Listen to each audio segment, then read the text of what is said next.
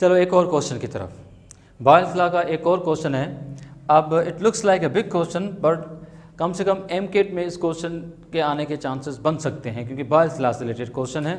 तो ज़रा देखें कि मामला क्या है। एक डायग्राम के थ्रू मैंने क्वेश्चन को एक्सप्लेन किया है, और इस क्वेश्चन को थ्योरेटिकल एस्पेक्ट में भी हम ले सकते हैं कि सपोज करें कि यहाँ पर दो बल्ब हैं 1 and 2, you can consider just like A and B। ये दोनों बल्ब जो हैं एक ट्यूब के थ्रू आपस में कनेक्टेड हैं, और इन ट्यूब के बीच में एक वॉल्व है। वॉल्व को ओपन भी कर सकते हैं, वॉल्व को बंद भी कर सकते हैं। बंद रहेगा वॉल्व तो दोनों बल्ब में जो भी गैसेस पड़ी होंगी वो अपने अपने पोर्शंस में अपनी अपनी जगह पे पड़ी होंगी। अगर वॉल्व को खोल देंगे तो दोनों गैसेस आपस में मिक्सअप भी हो सकती हैं। ठीक है, तो सपोज करें कि एक तरफ हमने ली है गैस A और एक तरफ हमने ली है गैस B। अब गैस A जो हमने ली है उसका वॉल्यूम है suppose to be 2 decimetre cube, और जिस प्रेशर पे इस बल्ब के अंदर गैस A पड़ी है उसका प्रेशर है 1 atm। दूसरी तरफ एक गैस है B जिसका वॉल्यूम है 1 dm क्यूब और जिसका प्रेशर है 0.5 atm। वॉल्व बंद है, दोनों गैसेस अपनी अपनी साइड पे हैं। क्वेश्चन आपसे यह है कि अगर इस वॉल्व को खोला जाए, इस वॉल्व को खोला जाए और इन दोनों गैसेस को अलाउ किया जाए कि आपस में मिक्सअप हों। जब दोनों गैसेस आपस में मिक्सअप हो जाएंगी, फिर आपको बताना है कि इन दोनों गैसेस के जो वॉल्यूम पहले 1 atm और 0.5 atm थे, दोनों गैसेस के मिक्सअप होने के बाद अब इनके वॉल्यूम अपना, इनके जो प्रेशर होंगे वो क्या होंगे, जबकि शुरू के जो प्रेशर थे वो 1 atm और 0.5 atm थे। ये बात समझ में आ गई होगी। अब ध्यान से सुनेंगे, जो गैस A है उसका इनिशियल वॉल्यूम 2 डेसीमीटर क्यूब है जो मैंने आपको पहले एक्सप्लेन किया, और गैस A जो है उसका इनिशियल प्रेशर 1 atm है जो भी मैंने आपको पहले बताया। लेकिन जब ये दोनों गैसेस जब आपस में मिक्सअप हुई तो इस तरफ का वॉल्यूम और इस तरफ का वॉल्यूम, ये दोनों तरफ का वॉल्यूम दोनों गैसेस के लिए हो गया, क्योंकि वॉल्व ओपन हो गया, दोनों गैसेस इधर से उधर उधर से इधर जा सकती हैं। तो फिर बताओ कि इस तरफ का वॉल्यूम 2 है, इस तरफ का वॉल्यूम 1 है, तो दोनों गैसेस जब मिक्सअप होंगी तो जो टोटल वॉल्यूम, जो नया वॉल्यूम होगा मिक्सअप होने के बाद, वो वॉल्यूम मैंने क्या लिया है 3 डेसीमीटर क्यूब। ये 3 कहाँ से आया समझ गए होंगे। पहले वॉल्यूम 2 था, पहले वॉल्यूम 1 था, गैसेस मिक्सअप हुई तो फिर दोनों गैसेस का वॉल्यूम अब चेंज हो गया। दोनों गैसेस का जो चेंज वॉल्यूम है वो 3 डेसीमीटर क्यूब है।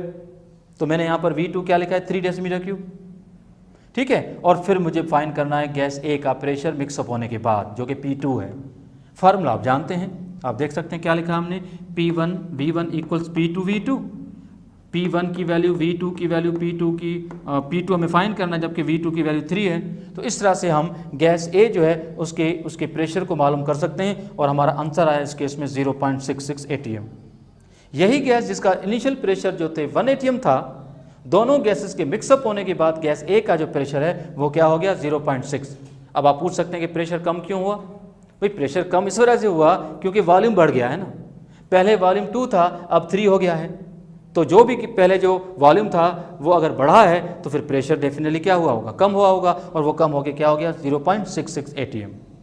नेक्स्ट, जिस तरह से हमने गैस A की कैलकुलेशन की है, सिमिलरली गैस B की कैलकुलेशंस हैं।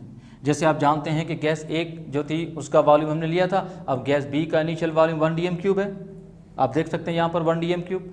अच्छा, इसी गैस का प्रेशर 0.5 atm है, ये इनिशियल प्रेशर इस गैस का 0.5 atm। लेकिन जब दोनों गैसेस आपस में मिक्सअप हुई तो वॉल्यूम चेंज हो गया। वॉल्यूम इस गैस का भी 3 डेसीमीटर क्यूब ही होगा, क्योंकि दोनों गैसेस जो हैं वो इस पूरे कंपार्टमेंट में कहीं भी जा सकती हैं। अब हमें मालूम करना है कि इस गैस का प्रेशर क्या होगा। मिक्सअप होने के बाद दोनों गैसेस के प्रेशर फाइंड करने हैं, तो हम यहाँ पर P2 फाइंड कर रहे हैं। P2 फाइंड करेंगे तो फार्मूला सेम है, P1 V1 equals P2 and V2, और P1 की वैल्यू V1 की वैल्यू P2 फाइंड करना, V2 की वैल्यू 3 है। तो इस तरह से हमारे P2 की जो वैल्यू आई है वो आई 0.166। पहले प्रेशर जो 0.5 था अब वो 0.166 हो गया, यानी प्रेशर क्या हो गया है, कम हो गया है। क्योंकि वॉल्यूम बढ़ा है तो प्रेशर क्या हुआ होगा, डेफिनेटली कम हुआ होगा। तो that's what I am trying to say कि इस क्वेश्चन की सोल्यूशन क्या है।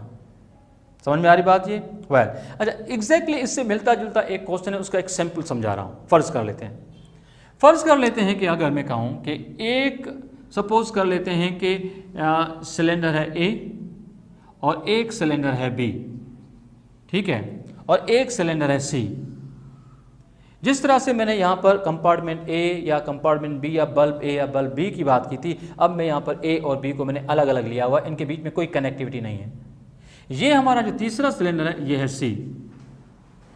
अब किसी भी गैस का इनिशियल वॉल्यूम यहाँ कुछ भी हो, इनिशियल प्रेशर यहाँ कुछ भी हो, ऐसे ही यहाँ पर गैस बी का इनिशियल वॉल्यूम गिवन हो, इनिशियल प्रेशर गिवन हो, और फिर आपसे कहा जाए कि गैस ए को हमने एक नए कंटेनर में डाला, ठीक है, गैस बी को हमने एक नए कंटेनर में डाला।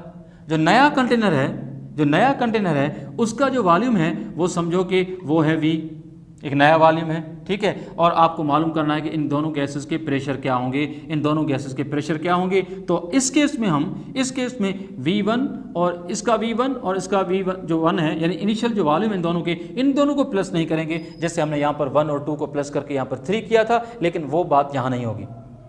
यहाँ पर जो V2 होगा, दोनों गैसेस के लिए जो V2 होगा वो कंटेनर C का वॉल्यूम होगा, क्योंकि दोनों गैसेस एक नए कंटेनर में ट्रांसफर हुई हैं। तो हम इस तरह से दोनों गैसेस के लिए, यानी गैस ए के लिए भी और गैस बी के लिए भी, दोनों गैसेस के लिए हम अलग अलग प्रेशर डिटरमाइन कर सकते हैं। टेक्निक वही रहेगी जो मैंने आपको पहले बताया है। अब डेटा चाहे कोई भी हो, आप इसी तरह से डेटा बनाएंगे। बस ये बात याद रखेंगे, इन दोनों गैसेस का जो V2 होगा, V2 जो होगा वो ए और बी वॉल्यूम का सम नहीं होगा। V2 जो होगा वो तीसरे कंटेनर का वॉल्यूम होगा जो यहाँ पर मेंशन होगा। इस तरह से दोनों गैसेस के नए प्रेशर नए कंटेनर में आने से जो होंगे वो आप डिटरमाइन कर सकते हैं।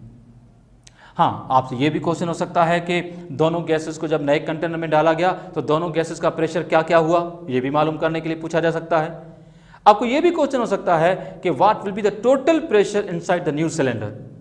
जब टोटल प्रेशर पूछा जाए तो फिर आप क्या करेंगे कि जैसे ये क्वेश्चन था, यहां पर आपने गैस ए का प्रेशर फाइंड किया, गैस बी का भी प्रेशर फाइंड किया। अगर आपको टोटल प्रेशर फाइंड करना है तो फिर आप क्या करेंगे, दोनों गैसेस के जो फाइनल प्रेशर्स हैं इनको प्लस कर लेंगे। This will be the final pressure in the end when the two gases have been mixed up. तो टोटल प्रेशर फाइंड करना है तो क्या करेंगे, तो आप सिंपली क्या करेंगे कि जो फाइनल प्रेशर दोनों गैसेस के जो इंडिविजुअली अलग अलग मालूम हुए हैं उन दोनों को आपस में क्या करेंगे, प्लस करेंगे, then you will get the total pressure. So that's it all about the Boyle's law. इंशाल्लाह हमारा जो नेक्स्ट लेक्चर होगा वो डिस्कस करेंगे हम चार्ल्स लॉ के ऊपर। That's it for now. Thank you. अल्लाह हाफिज़।